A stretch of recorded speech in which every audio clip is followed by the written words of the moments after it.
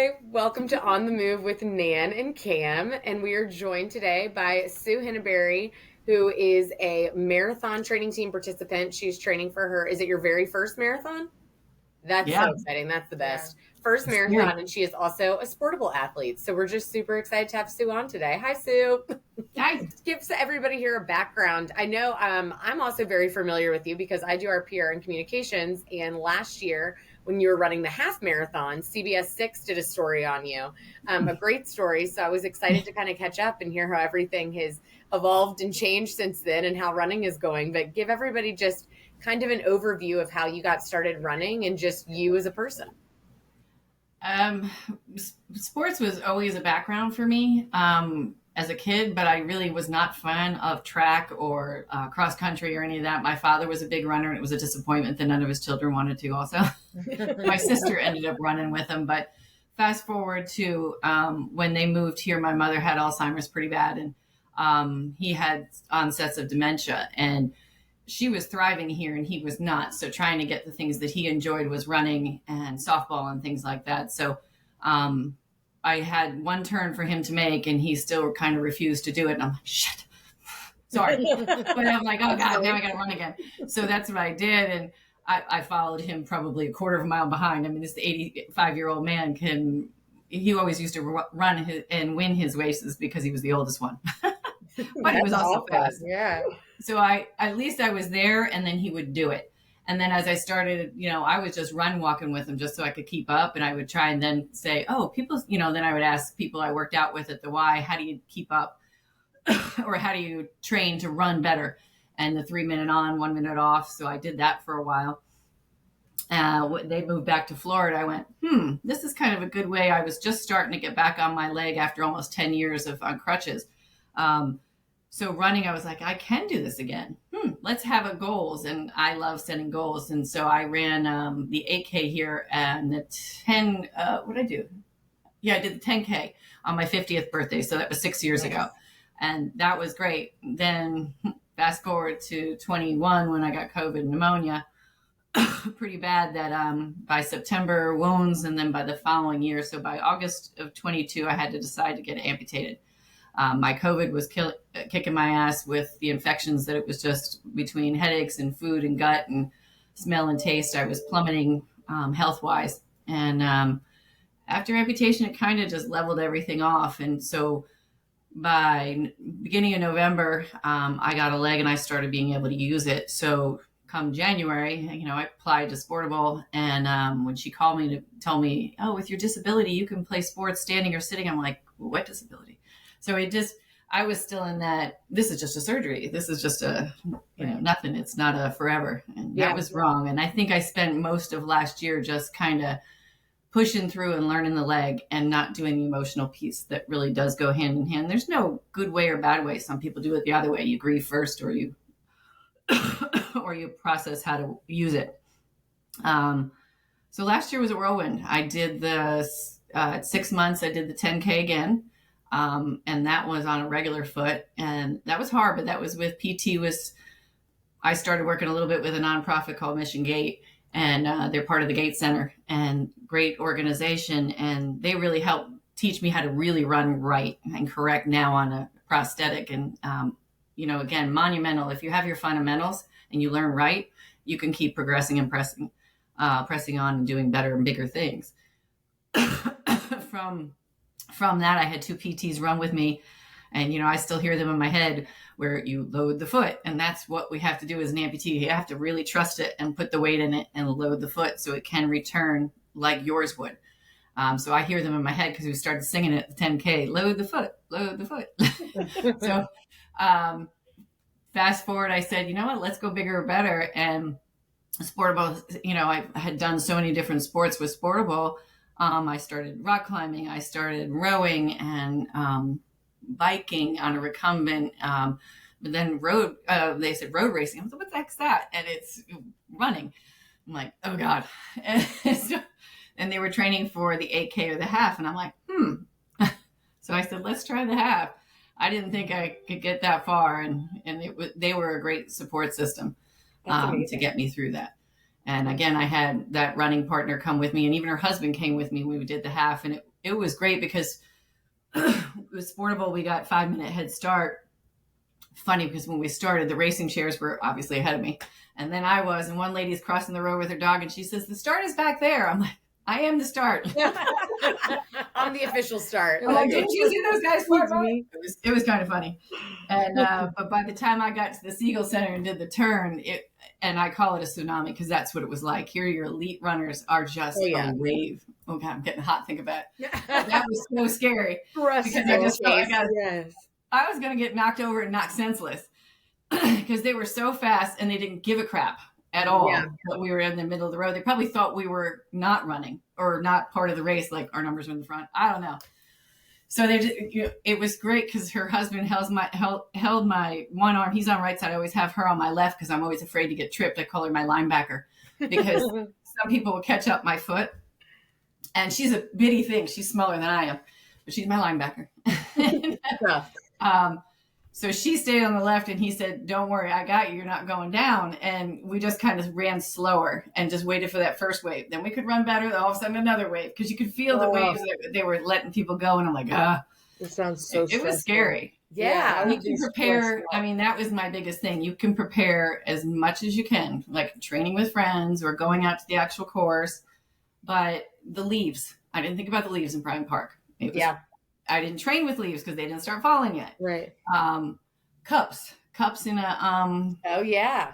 Yeah. They're slippery. I wouldn't have thought about that either. No. Yeah, no. Mm-hmm. Yep.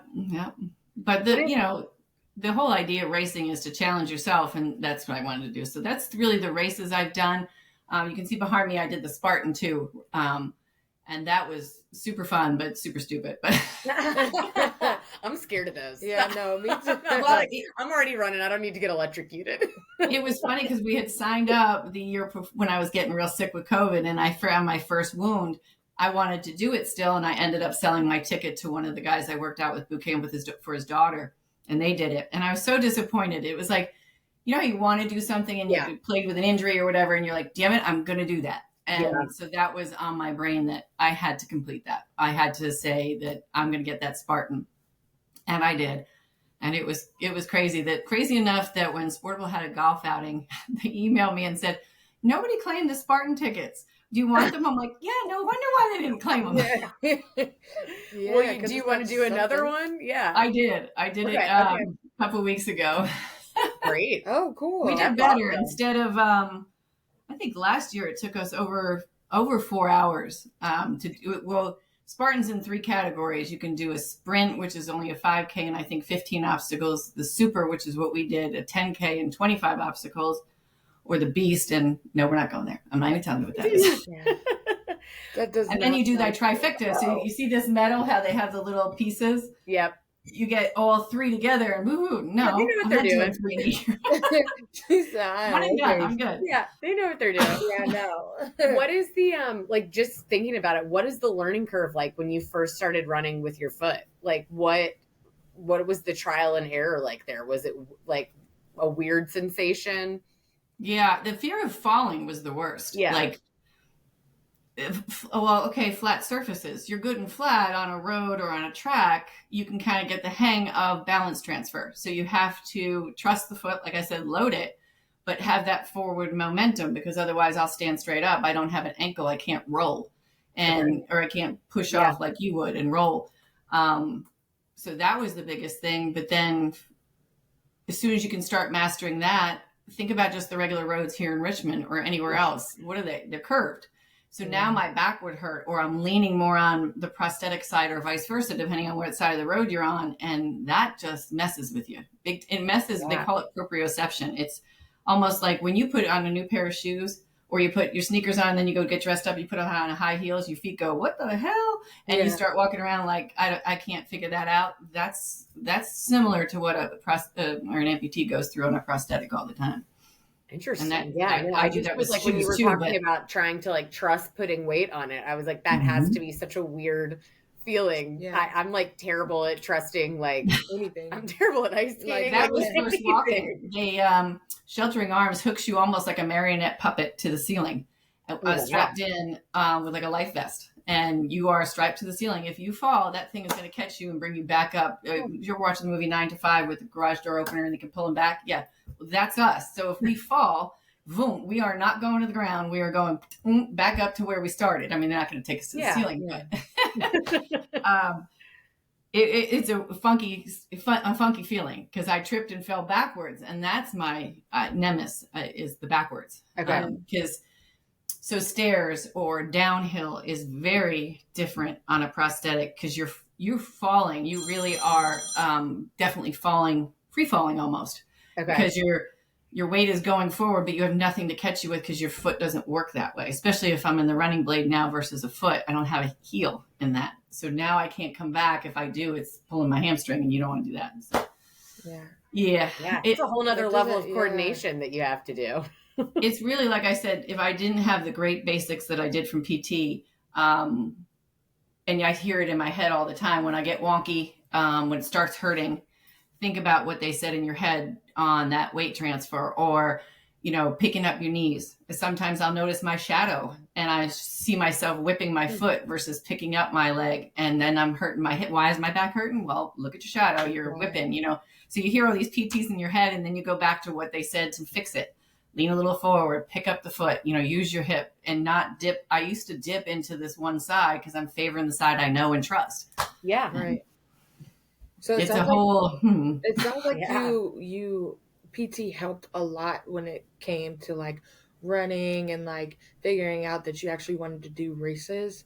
But you said that you had to apply to Sportable. So tell us a little about that process and like how you got involved, how you heard about Sportable, and then how you got involved with playing, like you said, so many sports. It's an interesting story. I'm probably one of the uniquer ones with Sportable. We moved here in 2011 from New Jersey, and our kids were a couple of them were lacrosse players. So my husband, or ex-husband now, but my husband at the time when we moved in was starting lacrosse with our girls. And Sportable needed, I don't even know how he found Sportable, but he said, I'm going to go volunteer for adaptive sports, lacrosse. And I said, oh, that's cool. A couple of weeks later, I said, I just want to go watch. And I was shocked. It's cool. They're beating each other senseless in a wheelchair. And they're knocking each other over, but they're having a blast. Like, they're laughing. One of the girls that's an ambassador with me, that's her favorite sport, and she has MS. And, she started thinking, why can I can't do anything. I have MS. But she does everything. And that's her favorite thing is lacrosse, because she just loves that competitive edge. And so seeing that, then fast forward, we were separated. I moved into Rockets Landing area and rowing. I started rowing here, and they asked for volunteers. And I said, I know Sportable. And I volunteered for like 6 months because I already had started having wounds now. And so that was in the summer before I was even amputated that year. And then, like I said, then I called Caitlin. So it was crazy. And it was odd to take a shift from knowing of him from the coaching standpoint on his behalf to then volunteering, now being an athlete. So I do volunteer sometimes with like the youth or whatever, or now that I ride bike competitively, I help out with the recreational program whenever I can. So it's good. Yeah. And so what, Cameron mentioned it, and you mentioned it briefly before, but so you're biking with them. What other sports are you doing? Rock climbing, golf, rowing. Rowing's, I hate us right now. I don't like rowing either. Rowing is I love it. I Virginia Boat Club here, because they're on the river where VCU and U of R rows. It's so peaceful. And it was funny, one of the other Sportable athletes said that and even Caitlin, when we go and do spiels, it's when you have an athlete that's maybe wheelchair bound or MS or something like that, you put them in a kayak or in a canoe or whatever, a crew boat, they're almost like you couldn't tell unless you see the pontoons that they have any kind of adaptive. They're on the water and enjoying it just like you would. And for me, that's it took a while to figure out how I was going to row, because again, with a 90-degree foot, how do you get forward up into a catch? I couldn't get enough. Rowing is 60% legs and 40 arm and back. So my prosthetist gave me a very old running blade that actually looks like a shepherd's hook, and I undo it and undo the socket and flip it. And I go rowing in that because it gets me to be able to come forward enough so I can get a good enough push. But I went to last year, the Brigada Regatta nice name, on the Schuylkill River in Pennsylvania with Sportable. And I rode a single and a single boat, which is sculling, 2 arms, and then a double with another. He's a coach and an athlete also. But because I was the actual registered athlete, I have to row, and he can really steer. He can't out row me on a double. But it was just fun experience. 150 other disabled athletes from all over the country and the world. So these opportunities that Sportable has for us is just amazing. Yeah, maybe anytime they ever say, you want to try this, I'm going next weekend to Delaware with a few of them to learn pickleball in a chair better. Oh, so cool. Again, I can play both. And, I'm not always going to be able to use the leg. I know this. You have sores, you have whatever. Yeah. And to be able to still do something that's fun and getting out there, it's going to be good. It might have been easier to ask what sports you don't do. I know. The list is long. Yeah, I've tried the archery. I've tried all of it. I think the only one, I can't do rugby because I'm not a quad. I can't think of what else they do. Rugby's in tennis. I don't do tennis, but I did volunteer for that. I used to play, so maybe one day I'll do that. But that's only wheelchair based. Pickleball, the gateway right there. Pickleball was a gateway. Yeah. And I had never played that before. I also started learning how to play wheelchair basketball, and that's fun. And, again, basketball was never something I played either. I was a scorekeeper because the guy in high school I liked was on the team. I didn't know anything about it. So you finished your half marathon and you're obviously now getting ready to train for your full, or not, you are training for your full, getting ready to be fully prepared for your full. How soon? I just wonder this because I feel like a lot of people do exactly what you did, and they do the incremental. It's like I started with the 8K, then I did the 10K, then I did the half. Now, arguably, like the marathon is a whole different beast, even from a half marathon. Yeah. So how soon after you completed your half marathon did you think to yourself, okay, I want to do a full? Yeah, I saw that. It's interesting because afterwards we were sitting around. You can't see it, but I can show the picture. But we were sitting around on the ground in Browns Island having a second beer and icing parts of our bodies. And somebody mentioned it at one of Carl or somebody, one of the Sportable coaches, and going, "Are you going to do the full next year?" I go, "Are you effing crazy?" And so that's what that day we were talking about. No. And as we were walking home, again, my girlfriend Ann that ran with me, and she goes, "Would you ever?" I said, well, I asked her, I said, she had done so many half marathons, Shamrock, you name it. And I said, why have you never done a full? She says, that's double. And I went, oh yeah, good point. Yeah. It's 2 of what you just did. It's double. And so it really wasn't until January when I started, like I said, I went through last year of really just pushing and learning the leg by trying all these things to get that comfortable, natural walking, natural everything with this leg. And so that when I started this year, I went, well, what are you going to do this year? And I started to learn an upright bike. Instead of the recumbent, how can I stay on a bike and not fall on my ass? And I started on a trainer with a loaner bike from Sportable, and they, thank God for Pedal Power. They're awesome. They do all our bikes. They're on Staples and Broad. And he just kept working with me on how I was going to keep that damn foot on the bike without sliding off. Or if I clipped in, because I couldn't get it off. So I can fall left really easy. Yeah. So he made shift a cage. And so anyway, now I do ride a lot. And then lo and behold, like I said, then I started riding long distance with the Sportable team and got convinced into doing RAGBRAG, what they call it. So that was right across the greater borough of Iowa. So that's a whole week, 455 miles in the heat of freaking July. So yeah, it was right before I decided to do that. That's when they broached, or the emails come out from Sportsbacker. Hey, you want to sign up? And I'm like, yeah, I do. And so I talked to Ann, and she goes, you're crazy. I said, well, if we start now and we start with a team like this, instead of just Sportable in a closed environment, we could do this if we do a training team that knows what the hell they're doing. Yeah.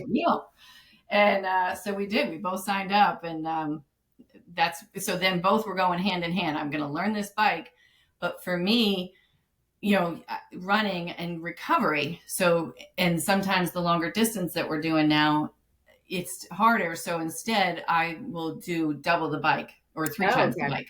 So if you're, the 35 miles on a bike or 36 miles on a bike is, equal to 12 miles or 13 miles on my feet running. So I could and that way I'm not killing my joints and the stump and the leg, but I'm still maintaining the training that it's going to take to do the marathon. Yeah, well, even when you were saying doing that, you got so much more into the bike, I was like, that definitely still does so much for your cardio health and training that I'm sure then that made that decision a little bit easier. Wow, you're really Once I making me feel completed like I need that, to work and when out. I and I didn't realize that 450 miles and what it converted to when I was talking to Cameron and Caitlin and stuff, the MTT training team, I'm like, I'm going to be out for the next 2 weeks. And I said, but I'm doing this. They're like, oh, you're covered and then some. Yeah. Because I did like 50 miles beforehand and another 30 afterwards, and, you know, that kind of thing, touring the area. So it was good. It was fun. That's a lot. Yeah, that's amazing. Well, Yeah, because again, that emotional piece this year has been so key for me to process what I've already accomplished and then what it takes to do this emotionally and physically. Because I shut off the emotion part last year. Again, going through stuff of separation, divorce, and children, and dating and not dating, and the emotional piece of all of that, it was just weighing so much on me. I just pushed it away like I normally did growing up, and I suck it on in and just push through and just let's work on. Yeah. And now this year I'm doing both, which is good. Yeah, that's a lot. Normally, it's just a lot for somebody to be committed to marathon training team, much less everything else you're doing, and then emotional work, because that is, I'm with you. I prefer to not do emotional things and just push on. So I know that is draining when you do have to do that. Yeah. I was going to ask, like, what's been the most challenging part of your training, like of marathon training? And is it having to do all of that at the same time, or is it anything physical? It's definitely the most at the same time, because sometimes, and people don't mean to, but I am on the marathon training teams that I see, I am the only adaptive one or the only disabled. Yeah. And sometimes the stairs or even the opposite, push on, like pass you by, but like trip you or come, oh, sorry. Like, dude, you didn't have to come that close. Like, yeah. That kind of stuff. Or, somebody said you shouldn't be in the street. Well, I can't be on the sidewalk because I'm going to trip. Yeah. So I'm running the white line. Like, if you don't, you can ask a better question. Like, little kids are so cute. Are you a robot? Well, yeah. Yeah, sure. Yeah, sure. But the emotional part is hard, because then you have to tune that out and not cry, or, that you look different, or you're hurting more than they are. They're going faster than you are. All that emotional piece is there. Right. And then you just have to go, no, Sue, you're doing a hell of a lot of shit. Yeah. And pat yourself on the back and say, some regular people are sitting on the couch still from last night's game and drunken stupor. Yeah. So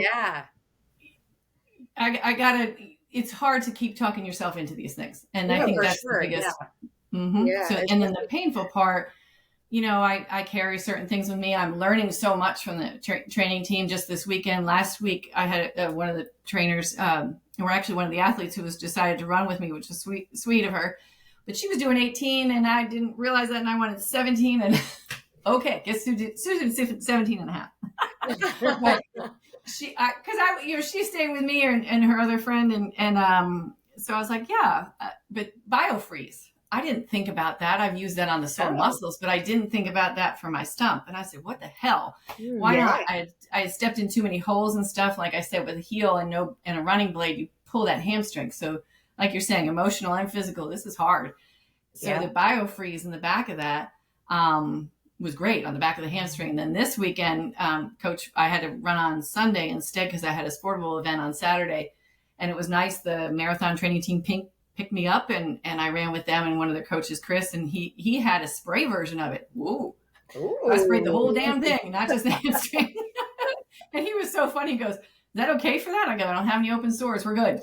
Yeah. And then I was laughing that it felt so cold, because another woman, she told me, why don't you put it in a bucket of ice? Because the liners for us are like a wetsuit.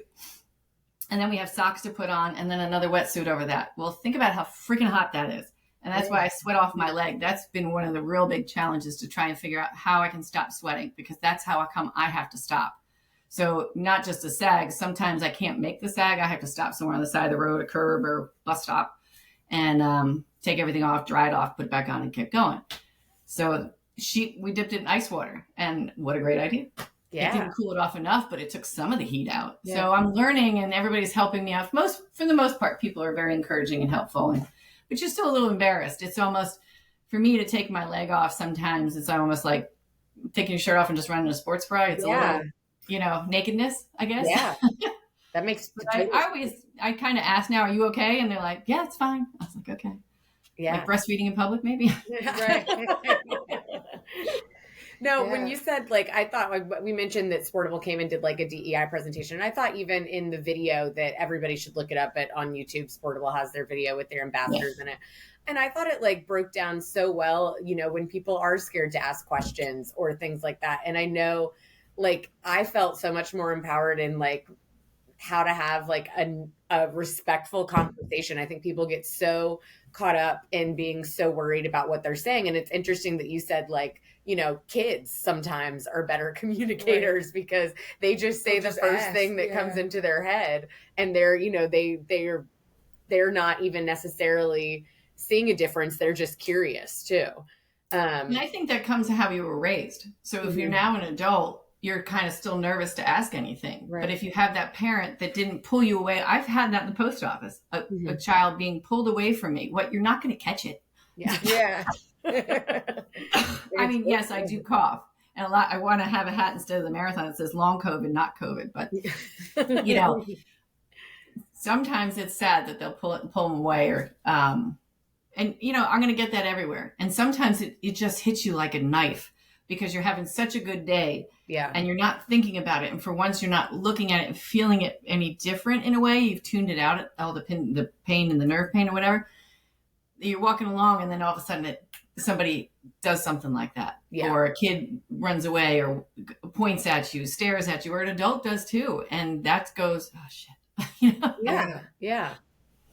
It's very heavy on like your mental because even running a long distance is already heavy on your mental, and then to have the secondary component is a lot. Yeah, it's just frustrating because like I told you before, I went to We Off the Couch one time after I had lifted in the morning and I just couldn't run anymore. I got frustrated with myself just off that, and I couldn't imagine having to get frustrated with yourself every time you go out to train and be like, oh my gosh, I'm dealing with this today. I'm dealing with this today. So that's a lot. Or just the preparation beforehand too. I feel like it's your same thing. My husband's on MTT. He's already waken up a certain amount of time earlier to get your water, your hydration, your food, all the stuff that a runner stretching. Does. Yeah. And then you have to make sure you've got everything ready to go with your leg. It's a lot. Yeah. And you just hit the nail on the head. Just like you having aches and pains and not necessarily wanting to go out for that run, double that. Because now I'm putting on a leg every morning, most every morning when I'm putting this thing on, I'm going, ugh, those first two steps, I'm like, ow, ow, F, ooh, all the F-bombs are getting thrown. I'd be the same. Oh, yeah. I live along the dog. If the dog could talk, his first words would be, he's learning from you. So are you now in mileage, I'm guessing, that you have never done before? Yeah. I cried like a baby. Everybody deserves that. Yeah. It's crazy. Yeah. It's so wild when you think about it. What's the longest now? 17 and a half. That was last weekend. Yeah. I think the scariest part, like after I did that and sat down, and I call it double fisting. I have a good picture of that. Protein in one hand and a beer in the other. And yes, I do try to suck the protein all the way down first. But the ice pack is on the leg. I'd be giving myself all the treats. She's got her priorities straight. Yeah. I love that whenever we get to that point in training where coaches sometimes ask like who has not gone this far, who's not gone this far yet. And it's so cool to see people raise their hands, and it's like every week you're doing something that you didn't think you could do. Never could. Yeah. And you really couldn't. And that's having the SAGs and having other people. And even if it's not other people that you've ever met or talked, just seeing them in front of you still doing it too. And, having that encouragement, those SAGs are great. And I don't know them from Adam. Sometimes I do, but, or they know me because of, and and they're just super sweet. And, can you do anything for you? And it's just that little bit to get you to the next mile.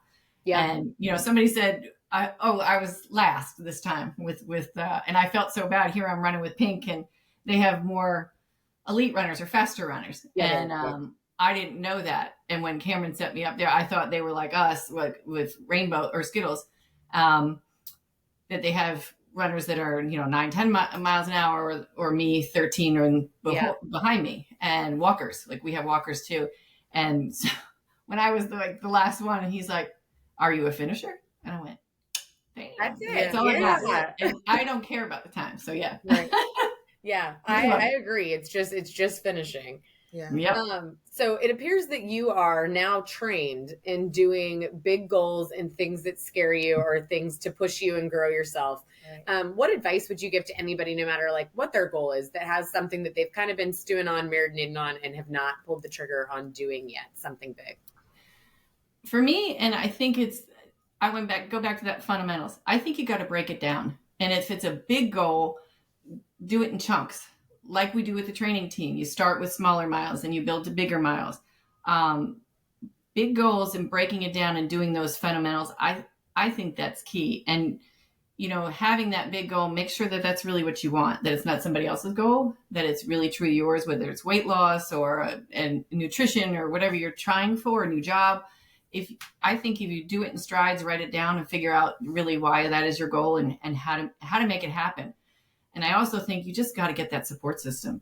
And for me, all of this was super, super scary. I've been married for a long time. I didn't expect it not be. And now, you're alone, but truthfully, I'm not. I have great friends. My daughters, whatever, and the puppy, he can run 6 miles. That's having a support system is key. To make that goal a reality. Even my running buddy that signed up with the marathon, she's not going to be able to do it. So I will be running it alone, and she feels guilty as hell. And I said, but you're not, I'm not, you are doing it with me. Yeah. She is always with me. She can do the smaller miles during the day. I know she's going to be somewhere along that race. I'm told somewhere on Brook Road, because that's the ghosty area and when you're going to crash. It's long. So and she'll run a little bit with me and just be at the end to have a celebratory beer. That's my goal. And I said, I'm good. I think that's the two things, and make them realistic and make sure that you're getting really professional help to make that goal. Like, I didn't know about the stretching really well and the yoga, and I go back to PT still. He's working on my back. I call it a tune-up. And a tune-up for my running too. The joke is he doesn't run. The guy that I have a couple of trainers that I use at Mission Gate or Gate Center, and the girl, they were funny. They came out to video because he was trying to run with me because he doesn't know how to run. But I needed help on what I was doing wrong. Why was my back hurting so bad? And so you just got to get help and ask for it. So many people want to do these goals, whether it's nutrition or weight loss, like I said, or finding a job. Why do you have to do it alone? Find somebody that knows how to do it and get that help so you can complete it. It's more rewarding that way because people do generally want to help. Yeah. And makes you feel good too to help somebody else. So you'll be surprised. I was always one to try and push through and do it on my own. One of the downfalls of my marriage. But asking for help and having that support system and those cheerleaders, that's wonderful. Yeah. It really is. Yeah, I love that. I'm a social person anyway, so anytime that I can get somebody else in on something with me or share something with someone, I think it makes it more meaningful. So I definitely agree with you that having a support system, no matter what that looks like for you, is huge. That's probably why I never really liked running. It's a lone thing. It's like I played volleyball and softball. It's team. I want to meet people. Yeah. Yeah, I agree. A team sport is so different from one that you do by yourself and you're just out there by yourself. And like, there's not really anyone, because like if you're on a team, there's people to push you. Like whether you want them to or not, they're there. And so like if you're by yourself, you're just like in your head constantly. It's a lot. So true. Even going to the gym. I don't like lifting weights by myself. I'll go to a boot camp class. I'll go to a spin class. Yeah. I want people. I love the Y. That's the other benefit of Sportable. As an athlete, they give us a Y membership for our $22. Oh, that's great. Y membership's $80 to $100, depending if you have a family. No, that's awesome. Yeah. And then that's that stereotype. I'm walking into a gym where I did as a regular athlete. Now I'm coming as a disabled athlete. I have to deal with the stairs and everything else, but the staff and stuff are great. And I've gone to more classes that, brand new, never saw that instructor's face. And they're right in on giving me a weight to put behind my foot so I don't slide off or whatever. They're just jumping right in. They're not making a big deal of it. They're not breaking their mojo of what they're talking about. They're just there. And that's great.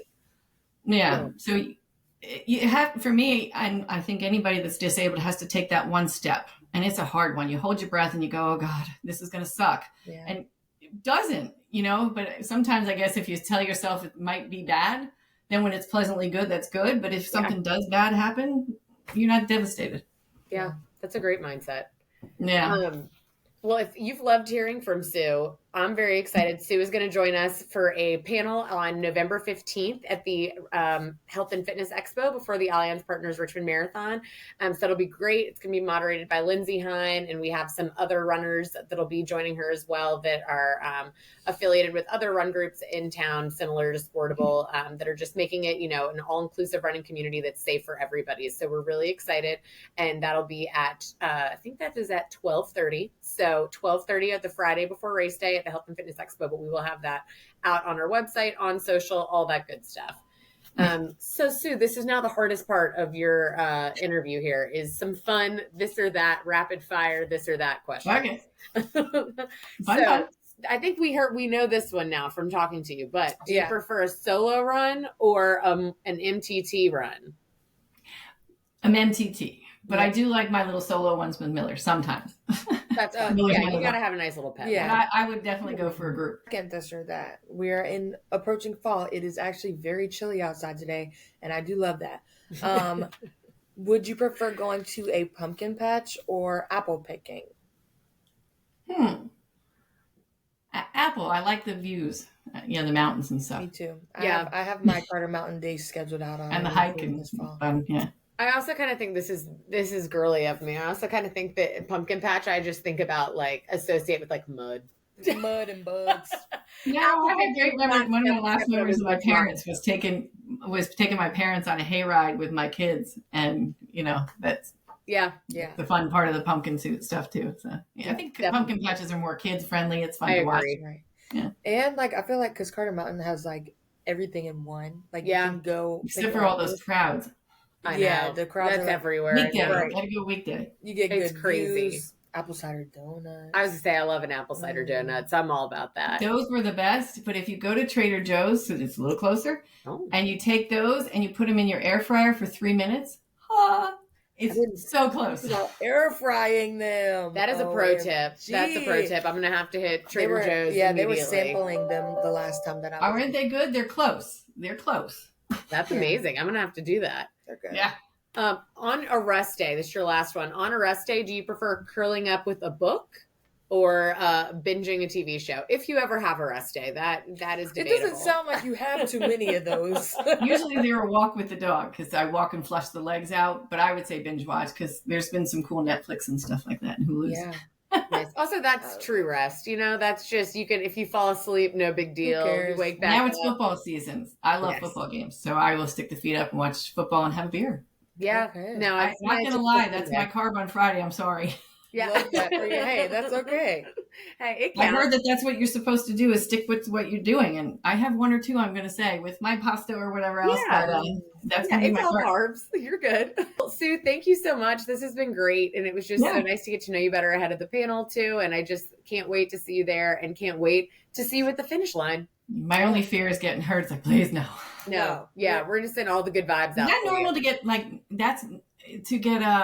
nightmares of that? I feel like it probably is. Yeah, I think it 100%. Might be. 100%. Yeah, I have several people marathon training at the end right now that are doing different races in Richmond, and I feel like they're getting nervous about it. Yeah, I have an alumni game this weekend, and I had a nightmare about it yesterday, about an old coach. So and that's nothing compared to what you're about to do. So it's normal to have nightmares. I had my fair share of asinine bad coaches. Yeah, I woke up sweating. I was like, "Oh, girl, calm down, please." Oh no. That's not going to happen. We're manifesting all the good health, and we can't wait to see you kill it.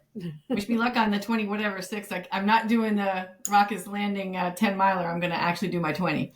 Oh, nice. Okay. That's exciting. Yeah, good luck for real. One of the guys is like, "We'll just do the 10 miler twice." I'm like, "You do Rockets Hill twice." No, not what I want to do. Well, thank you so much. Thanks y'all for listening. Bye. Thank you. Bye.